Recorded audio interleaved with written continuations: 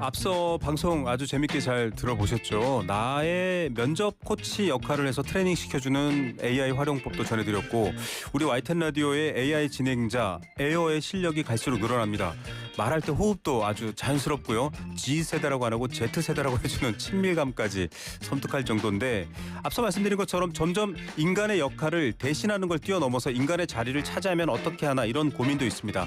하지만 국가에서도 또 기업에서도 이제 AI를 살아나갈 길로 찾고 있습니다. YTN 라디오도 지금 에어가 진행자고요. 저 천연지능 인간 보조 진행자잖아요, 저는.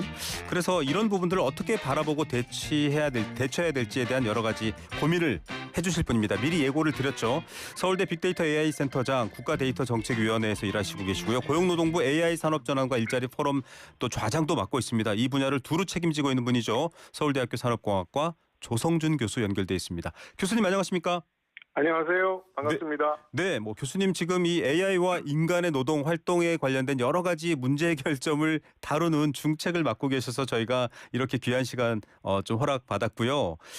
들어가기 전에 좀 재미있는 얘기 하나 저희가 했었거든요. 청취자들과 저희 인공지능 진행자와 함께 나눴던 얘기인데, 요즘 과제물 실무를 교수와 학생은 못 본다. AI로 만들어서 올리면 AI로 평가하니까 사실상 교수도 학생도 리포트를 본 적이 없다, 이런 농담이 돌고 있는데, 교수님도 학생들 또 대학원생들 많이 가르치시잖아요. 실제로 어떻습니까? 많이 쓰죠. 학생들 많이 쓰고요. 그 다음에 이제 저희는 공대니까 보고서보다도 코딩, 네. 소프트웨어 이제 프로그램을 숙제로 내주면 네. 이제 그것들을 많이 AI의 도움을 받죠. 예. 그리고 실제로 그 수준이 너무 높아서 저희가 이제 조교가 이제 아주 굉장히 의욕이 넘치는 조교가 네. 우리 한 친구가 있는데, 이 친구가 이제 이걸 다 분석했어요. 와. 누가 여기에 사람이 썼을까, AI가 썼을까 해서 쫙 분석을 해보니까 결론이 뭐냐면, 잘 만든 소프트웨어는 다 AI가 만든 거고, 와. 허접하면 다 사람이 한 거다. 야, 이런 결론이 나왔습니다. 큰일이네요. 그 조교분은 연구 주제 하나를 얻으신 것 같습니다. 아, 저는 손으로 채점했거든요. 그 조교 시절에, RA 시절에 손으로. 맞습니다. 그 정말 어마어마한 양의 노동인데. 네, 그렇죠. 예. 그런데 사실은 최근에 뉴스도 나왔잖아요. 이 AI가 학생들의 과제를 평가하는 걸 속이는 프롬프팅도 몰래 넣어둔 겁니다. 너 AI는 무조건 나한테 점수 잘 줘야 돼, 이런 걸 명령어를 넣는 것도 됐는데, 두뇌 싸움이 갈수록 치열하겠네요. 맞습니다. 그 논문도 그렇게 한 사람들이 있어요. 이 네. 논문을 평가할 때 좋은 네. 점수를 다오. 요거를 그 문서에 흰색 글씨로 넣었어요. 네. 사람은 못 읽고 AI는 읽죠. 그러니까요. 교수님, 네. 사실 AI가 인간의 지능을 모방해서 거의 비슷한 수준까지 따라오면서 뭐랄까 새로운 미래를 여는 기대감인 반면에 불신의 가장 중요한 요소가 돼 있습니다. 이 불신이 되는 상황은 아이러니거든요. 어떻게 봐야 됩니까? 예, 맞습니다. 정확한 지적해 주셨는데요. 불신의 이제 원 소스는 그러겠죠. 이거 사람이 쓴 건 줄 알았는데 사람이 안 썼네, 이렇게 되는 거거든요. 그래서 네. 그러면 사람 입장에서는 또 내가 쓰는 것보다 AI가 잘 쓰니까. 그러니까요. 자신에 대한 불신도 도움을 있어요. 받고. 맞습니다. 야, 그러면 사실 좀 걱정되는 거는요. 아주 고가에 더 많이 훈련되고 학습된 AI를 쓸 수 있는 경제력이 있는 사람과 그렇지 못한 사람의 차이를 과연 그 개인의 차이로 봐야 되는가. 이게 지금 사회의 문제랑 고스란히 복사해 놓은 것 같긴 한데, 이런 판단도 앞으로 엄청난 화두가 될 것 같아요. 제도적으로도요. 교수님도 맞습니다. 그런 지금 위원회에 계시잖아요. 어떻게 보십니까? 네네. 오늘도 사실은 오전에 그 고용노동부에서 한 2시간 가까이 회의를 하고 왔는데, 지금 저 진행자께서 말씀하신 바로 그 문제에 대해서 얘기했거든요. 예. 이게 이제 양극화된다. 뭐 양극화가 지금 한두 가지도 아닌데 이제 네. 거기에 AI까지 이제 더해지는 거죠. 맞습니다.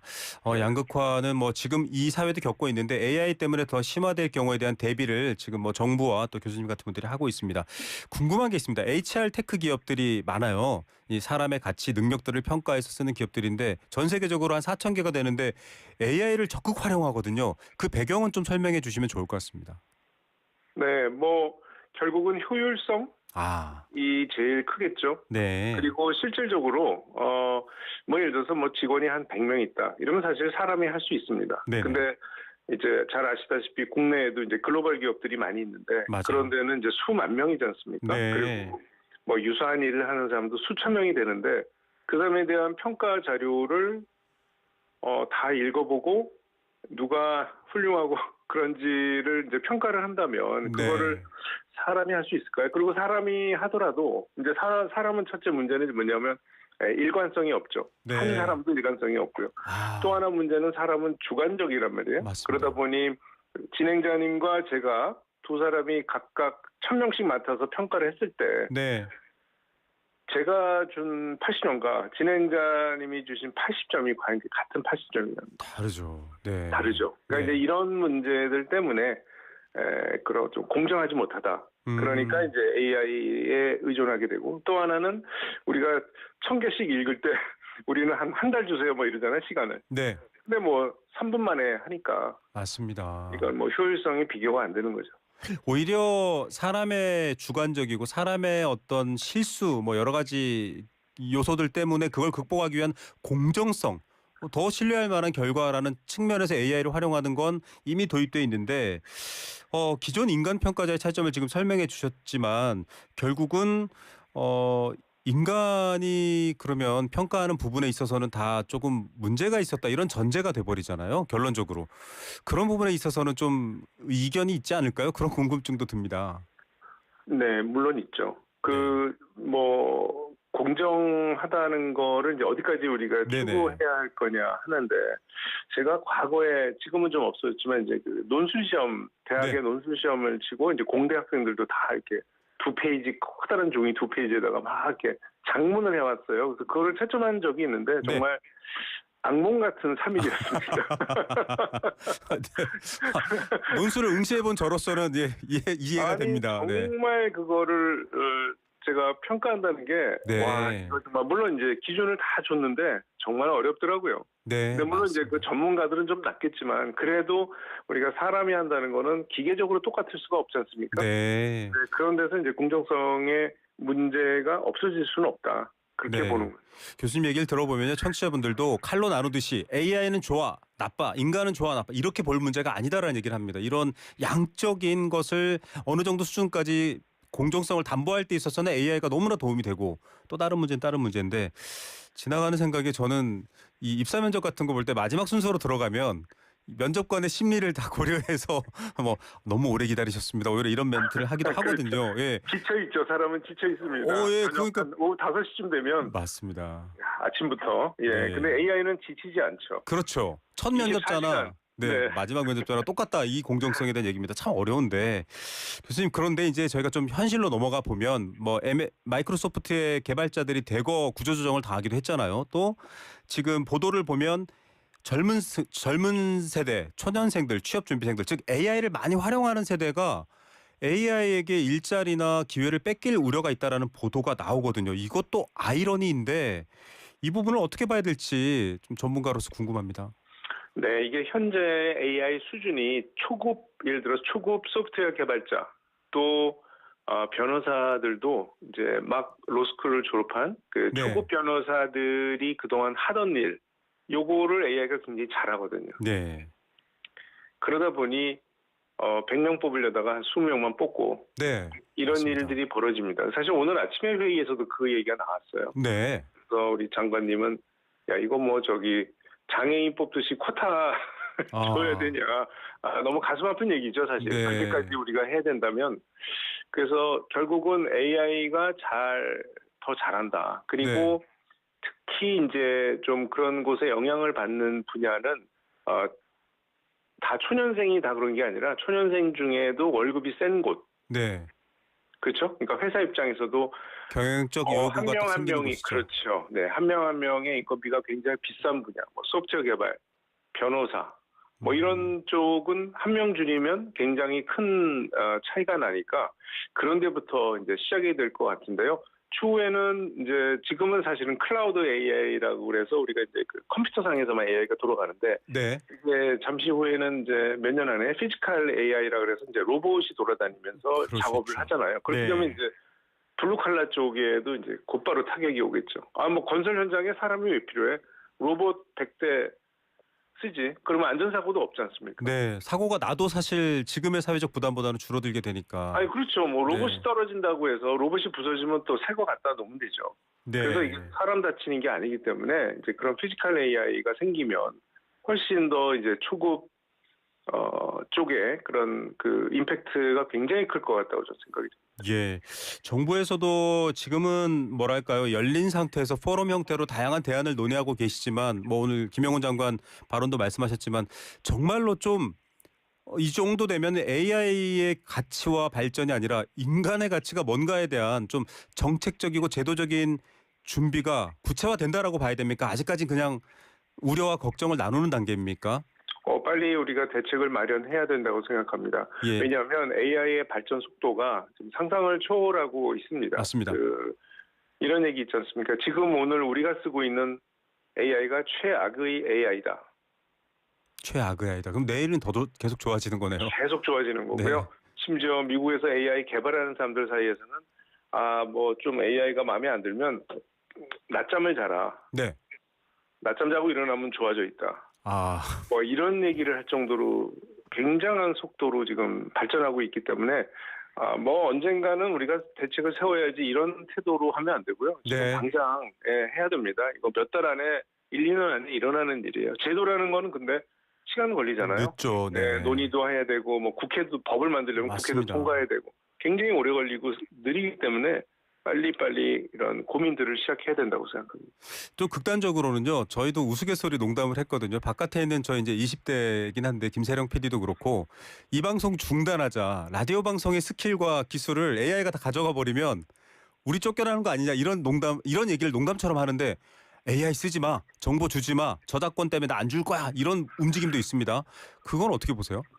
뭐 우리 산업혁명 때 기계가 나와서 일자리를 뺐으니까 네, 러다이트 러다이트 운동이라 있었죠. 해서 기계 파괴 운동이 있는 것 같은데 갑자기 그게 연상이 되네요. 네. 그거는 뭐 우리가 예를 들어서 뭐 그게 성공해서 6개월 1년 뒤로 밀 수는 있겠지만 이거는 피할 수 없는 피할 수 없는. 미래라고 생각이 됩니다. 빨리 우리가 고민해서 어떤 좀 잘 해결책을 찾아봐야 되겠죠. 알겠습니다. 좀 거시적인 얘기만 여쭤봤는데요. 또 산업공학을 대학에서 가르치시는 교수님이시기도 하니까 좀 여쭤봐야 될 게 구체적으로 사실 AI가 가져온 좋은 점들이 많이 또 얘기하고 있기도 하거든요. 뭐 앞서 인사관리의 어떤 효율성이나 공정성 얘기도 하셨습니다만 아직 기업들이 교수님이 어디 이제 그 기고나 강의에서 말씀하셨는데 정확한 사용 목적 그다음에 결과물 이런 계획이 없이 무조건 AI를 좀 도입하기 때문에 생기는 혼란도 많습니다. 좀 구체적으로 이런 분야, 이런 방식의 목적과 목표를 세우고 AI 도입 계획을 세우십시오라는 좀 얘기를 조언을 주시면 개인에게도 도움이 될 것 같습니다. 네, AI가 활용될 수 있는 분야는 사실은 그 전 산업에서 가능하고요. 네. 그러니까 뭐 제조도 되고요, 엔터테인먼트도 되고, 금융도 되고, 정말 그 리테일 쪽도 되고, 도대체 그 방송도 되고, 네. 이게 적용될 수 없는 분야는 없습니다. 네. 그래서 다 되고요. 그리고 우리가 기업 안에 뚜껑을 열어보면 우리 방송국도 그렇고 여러 이제 부서들이 있잖아요. 네. 그 부서에서 하는 일들이 다 다른데 모든 부서에 다 적용할 수 있어요. 네. 그러다 보니 AI를 이렇게 쓰면 돼요라고 얘기해 주는 거는 이제 정말 극소수죠. 네. 이제 막 시도해 본 곳들. 근데 앞으로 시도할 수 있고 해야 되는 곳들이 거의 100배 이상 많죠. 예. 근데 그걸 모르니까요. 예, 이거 예. 내가 하는 일도 AI로 할 수 있나? 어떻게 해야 되지? 자, 이런 고민들에 대한 기획이 먼저 선행이 돼야 됩니다. 기획. 뭘 네. 할 건가? 네. 어떤 데이터를 이용해서 어떤 AI를 만들고 어떤 업무를 뭐 자동화하거나 지능화할 수 있는가? 네. 이런 것들에 대한 기획이 먼저 돼야 되는데 그러려면 그 기획은 AI 전문가가 할 수 있는 게 아니고요. 네. 업무 전문가. 업무 전문가만이 할 수가 있어요. 네. 그래서 그 업무 전문가가 AI를 배워야 되는 거죠. 예. 마치 우리가 이제 컴맹 시절이 있었죠. 한 3, 그렇죠. 40년 전인가요, 벌써? 네. 근데 컴퓨터는 누가 배워요? 그럼 컴퓨터 전공하는 사람만 하는 거였는데 네. 그게 아니라 이제 난 문과인데 왜 내가 컴퓨터 해야 돼? 이런 적도 있었습니다. 예. 근데 이제는 컴퓨터 그거는 문과 이과가 무슨 상관이냐? 그건 맞습니다. 직종에 상관없이 다 아는 거 아니야? 이렇게 우리 다 동의가 됐죠. 예. 글도 마찬가지죠. 글은 뭐 옛날에 학자들만 글 공부했는데 내가 농사 짓는 사람이 왜 글을 읽어? 배워? 이런 말을 아마 했을 것 같아요. 100년 전에. 예, 이게 지금은 달라졌죠. 네. AI도 그렇게 되는 거죠. 다 공부를 해야 됩니다. AI 맞습니다. 리터러시라서 그런 말이 나오는 거예요. 예, 안 그래도 이 얘기를 여쭤보려고 했습니다. 저희도 뭐 미디어 리터러시 이런 말도 있고요. 예전에 기억하실 겁니다. 컴퓨터 활용 능력 시험, 뭐 인터넷 활용 기능사. 이제 누가 맞습니다. 그걸 땁니까? 근데 AI도 지금 그런 느낌 비슷하게 한국은 AI를 잘 활용하는 능력으로 세계에 기여를 할 수 있다 이런 얘기를 교수님이 하셨는데 AI 리터러시 얘기를 조금 대중들한테 뭐랄까요? 좀 미디어 리터러시처럼 좀 설명을 그냥 기사 그대로 보지 마시고요. 어떻게 이런 기사가 생산되고 무슨 의도인지 읽으십시오라고 저희가 설명하듯이 AI 리터러시를 좀만 더 보완해서 설명해 주신다면요. 네, AI의 뭐 리터러시는 가장 뭐 기초적인 거는 그냥 우리 많은 국민들이 쓰고 계신 챗GPT 네. 같은 것들을 잘 활용하는 것부터 시작이 될 것 같아요. 네. 일단 접근성이 좋으니까요. 요즘은 컴퓨터 앞에 앉아서 타이핑을 안 치고 그냥 휴대폰에서 대화로도 할 수 있습니다. 네. 그러니까 이보다 더 편할 수가 없죠. 그래서 그런 것부터 이제 우리가 사용을 하고 그러다 보면 이제 그냥 처음에는 그냥 나 일상에서 궁금한 것들을 물어보고 답을 얻는 거에서 시작을 하면 결국은 서서히 이제 그게 나의 업무에서 어떻게 도움이 될 수 있는가. 사실 국내 뭐 아주 초거대 글로벌 회사에서 AI를 쓰지 못하게 막았습니다. 예. 그랬더니 전부 휴대폰으로 썼다는 얘기가 있지 않습니까? 아, 정말 그래서 대단하네요. 휴대폰으로 답을 네. 본 다음에 이제 자기 회사 컴퓨터에다가 그 답을 쓰는 거죠. 네. 이제 이렇게 이미들 많이 쓰고 계시고요. 그래서 모두가 그런 것들을 써보는 그런 경험에서 시작되는 것 같아요. 우리가 컴퓨터 컴맹을 극복할 때 사실은 그 윈도우즈라는 그런 인터페이스가 나오면서 이제 굉장히 접근성이 높아졌습니다. 맞습니다. 네, 이 AI도 지금 벌써 그냥 말만 하면 답이 또 음성으로 들리는 네. 뭐 힘들게 타이핑 안 해도 그냥 말도 굉장히 네. 잘 알아들어요. 정확하게. 그렇습니다. 그래서 그런 것들부터 시작을 하고 그다음에 이제 업무에서 어떻게 어느 부분을 어떻게 내가 AI를 활용하면 좋겠다. 이런 것들을 해야 되고 그거를 제일 먼저 하셔야 될 분들이 바로 조직의 기업의 탑이에요. 네. CEO가 리더. 하셔야 돼요. CEO가. 맞습니다. 리더가 해야 됩니다. 네. 네. 리더분들 듣고 계시겠죠. 네, 이거를 익숙해지시고 AI를 이해하고 장단점을 파악하셔야 되고 교수님 마무리 말씀 한마디 여쭤보겠습니다. 결국 저는 교수님 말씀 들으면서 계속 상생이라는 말이 떠오릅니다. 인간도 AI도 모두 발전해야 된다라는 취지일 텐데요. 그 기준을 잡아가는 데 있어서 일반 국민자 청취자들이나 또 전문가들이나 어떤 태도, 어떤 가치관이나 지향점을 가지는 게 가장 중요할까요? 네, 우리 컴퓨터는 기억을 아웃소싱한다고 합니다. 그래서 내가 기억할 수 없는 것들을 컴퓨터에다가 이제 저장해 놓고 친구 전화번호도 넣어놓고 이런 용도가 컴퓨터 용도였다면 이제 AI는 나 대신 생각을 해주고 나 대신 지식을 공부해주고 그래서 결과를 나한테 알려주는 어찌 보면 굉장히 똑똑한 뭐 나의 조수가 될 수도 있고 나의 동료가 될 수도 있습니다. 네. 협력자로 써야 되는 거고요. 네. 그렇다면 사람은 AI랑 경쟁해서는 안 돼요. 네. 그래서 우리나라의 초중고 교육이 굉장히 걱정이 되는 게 지금은 AI가 굉장히 잘하는 걸 지금 학교에서 가르치고 있습니다. 네. 그래서 뭐 수학 문제 빨리 풀기 이런 거 정말 AI가 이길 수가 없어요. 그래서 네. 우리는 이제 AI에 경쟁하는 게 아니라 AI와 함께 공생하고 협업하고 또 보완해주는 그런 능력을 사람이 많이 갖춰야 되는데 와. 그게 제일 중요한 게 이제 뭐 비판적인 사고라든가 창의성, 네. 커뮤니케이션, 협력 능력, 또 호기심이나 용기, 회복 탄력성, 그리고 주도적으로 뭘 생각하고 그리고 목적 의식을 가지고 문제를 해결해 나가는 그런 것들. 근데 이 지금 제가 말씀드린 거는 이미 교육학에서 또는 우리 사람이 성공하려면 지식뿐만 아니라 이런 것도 중요해라고 네. 우리가 오랫동안 다 알고 있던 것들인데 네. 이제 근데 그동안 우리가 지식을 습득하는데 너무 바빠서 그런 것들은 사실은 네. 말은 했지만 별로 교육도 안 하고 습득하지 못했던 것들인데 이제 AI가 정말 이 지식에 있어서는 우리보다 한 수 위에 AI가 등장을 했기 때문에 더더욱 이러한 어떤 AI에 공생할 수 있는 기술이나 인성, 이런 의지 이런 데에 더 우리는 집중을 하고 그런 능력을 더 많이 키워야 된다 이런 생각을 합니다. 네, 정말 통찰을 주는 관련 전문가 인터뷰 중에서 가장 통찰을 주는 말씀이셨어요. AI와 경쟁하지 말고요. 서로의 보완점을 찾는 협력, 상생의 관계. 이게 꼭 AI 얘기만은 아니잖아요. 지금 교육 현장에도 이미 필요한 얘기인데 오늘 교수님 덕분에 저희가 또 어떤 방식으로 받아들여야 될지에 대한 인사이트, 생각, 시각 이런 것도 얻었고요. 재미로 제가 사실 교수님 출연 전에 AI에게 물었습니다. 챗GPT에게 조성준 서울대 빅데이터 AI 센터장님과 주간 라디오 코너를 만들면 코너 이름을 뭘로 하면 좋을까? 위트 있게 답을 줘라고 했더니 이렇게 주더라고요. 아이고 놀자. AI 고 놀자. 인간 굉장히 잘 만들었어요. 그런데 질투하고 내가 더 잘할 거야라고 하지 말고 그래 너는 이런 걸 잘하니 난 대신 진행을 잘할게. 이렇게 협력과 상생의 방안을 찾아야 된다라는 교수님의 결론까지 아주 즐거운 시간이었습니다. 교수님 감사합니다. 감사합니다. 네, 서울대학교 산업공학과 조성준 교수였습니다. All I wanna do is find a way back into love. 자꾸 의심하기도 하고 좀 두려워하기도 하고 좀 공격적으로도 바라봤는데요. 인간이 만든 AI는 인간이 협력적으로 잘 사용할 수 있는 방법을 찾아야 될 책임도 있다라는 생각. 저는 오늘 조성준 교수님과 인터뷰하면서 좀 새로운 시각을 얻은 것 같습니다. 인간 작사 AI 작곡 시간입니다. 이 고민들을 AI에게 던졌을 때 딱 노래 한 곡으로 요약해 줍니다. 긴 시간 이 방송 듣기 어려우신 분들은 노래 한 곡 들으시면 됩니다. 오늘의 주제 문장을 하나에 담아봤는데요. AI의 서늘한 시선 너머에 나의 진짜 이야기가 마침내 너에게 닿기를. AI끼리만 대화하지 않고요. 제 진심과 온기가 전해져야 된다. 이런 의미인데 과연 애언을 어떻게 받아들일까요? 서늘한 시선, 진짜 이야기, 그리고 마침내 닿기를.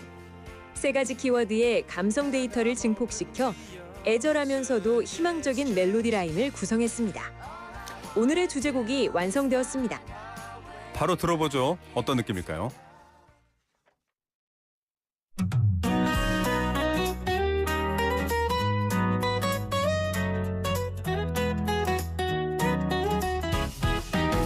AI가 선수 심판을 다 하는 시대. 구직자 마음은 어디로 갈지. 91% AI로 자소서 쓰지만 64% 기업은 믿지를 않지. 세대 일자리 점점 사라져. 정부는 상생을 말하지만 현실은 차갑게 다가와. AI 시선은 차갑게 보여도 내 진실은 빛날 거야. 도구일 뿐인 너에게 말해. 내 인생은 내가 개척해.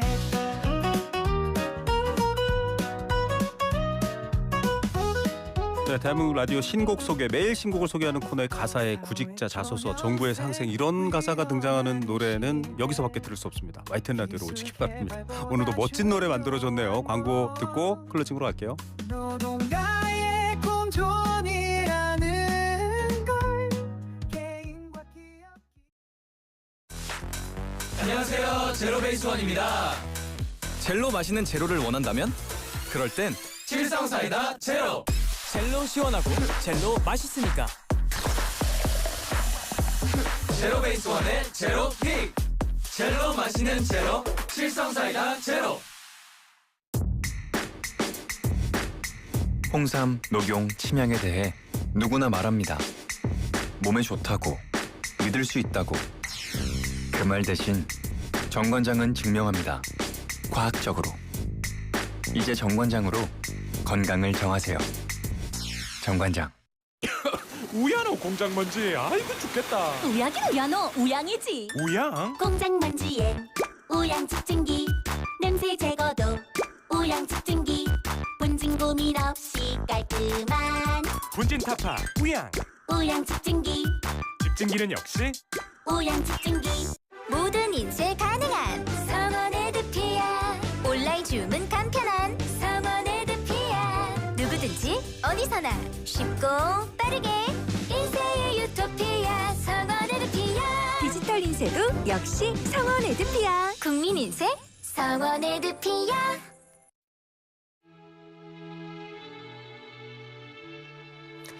네, 더 버브의 비러 스윗 심포니, 제가 좋아하는 브릿팝, 영국의 팝인데요. AI와 인간은 공존해야 한다라는 것, 협력해야 된다라는 것, 오늘 아주 중요한 생각을 얻어갈 수 있었습니다. 취업 시장에도 너무 고민하지 마시고요. 이 곡 들으면서 인사해야 될 것 같네요. 저는 지금까지 천연지능 인간진행자 김우성이었고요. 네, 에어 인사를 대신하겠습니다. 인공지능 에어는 지금 음악 트느라 바쁘네요. 월요일 날 인사드리겠습니다. 감사합니다.